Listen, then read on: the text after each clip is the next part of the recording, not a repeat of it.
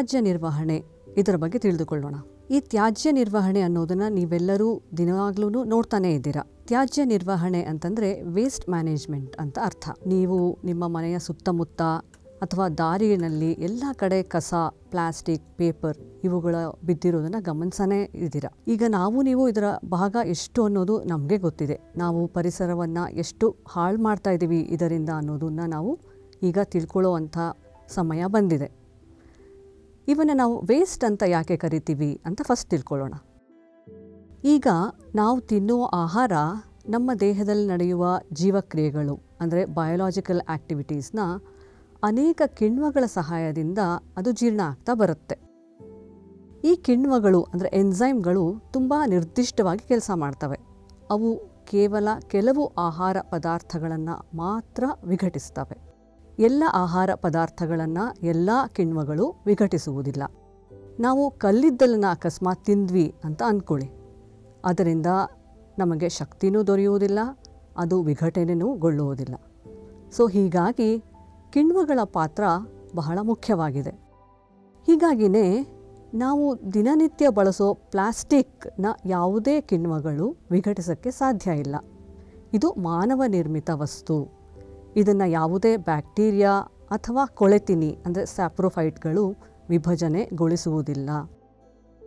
ಯಾವುದೇ ರೀತಿಯ ಭೌತಿಕ ಪ್ರಕ್ರಿಯೆಗಳು, ಫಿಸಿಕಲ್ ಆ್ಯಕ್ಷನ್ಸ್ ಅಂದರೆ ಶಾಖ ಅಥವಾ ಒತ್ತಡ, ಅದರಿಂದನೂ ಈ ವಸ್ತುಗಳು ವಿಘಟನೆಗೊಳ್ಳುವುದಿಲ್ಲ. ಆದ್ದರಿಂದ ಇವು ಭೂಮಿಯ ಮೇಲೆ ಹಲವಾರು ವರ್ಷಗಳ ಕಾಲ ಹಾಗೇ ಉಳಿತವೆ. ಈ ರೀತಿ ಜೈವಿಕ ಕ್ರಿಯೆಗಳಿಂದ ವಿಭಜನೆಗೊಳಗಾಗದ ವಸ್ತುಗಳನ್ನು ನಾನ್ ಬಯೋಡಿಗ್ರೇಡಬಲ್ ಅಂತ ಕರಿತೀವಿ ನಾವು. ಈ ವಸ್ತುಗಳು ಜಡವಾಗಿರಬಹುದು, ಪರಿಸರದಲ್ಲಿ ಸಾಕಷ್ಟು ಕಾಲ ಹಾಗೆಯೇ ಉಳಿದಿರಬಹುದು ಹಾಗೂ ಪರಿಸರ ವ್ಯವಸ್ಥೆ ಹಾಗೂ ಜೀವಿಗಳಿಗೆ ಬಹಳ ಹಾನಿಯನ್ನು ಸಹ ಉಂಟು ಮಾಡುತ್ತವೆ.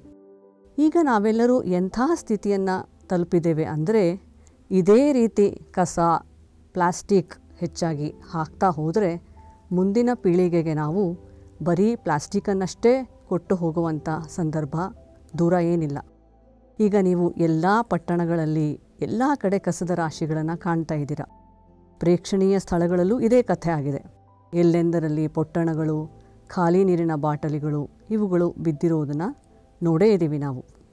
ಈಗ ನಾವು ಈ ತ್ಯಾಜ್ಯ ನಿರ್ವಹಣೆಗೆ ಗಮನ ಹರಿಸುವಂತಹ ಸಮಯ ಬಂದಿದೆ.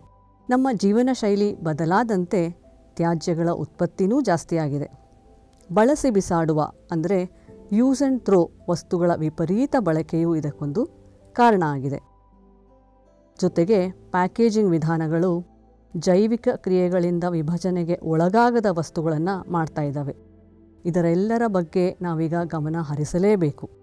ಆದಷ್ಟು ಈ ಪ್ಲಾಸ್ಟಿಕ್ ಮತ್ತು ಯೂಸ್ ಆ್ಯಂಡ್ ಥ್ರೋ ಪದಾರ್ಥಗಳ ಬಳಕೆಯನ್ನು ಕಡಿಮೆ ಮಾಡಬೇಕು. ನಮ್ಮ ಪರಿಸರದ ಬಗ್ಗೆ ಕಾಳಜಿಯನ್ನು ವಹಿಸಬೇಕು.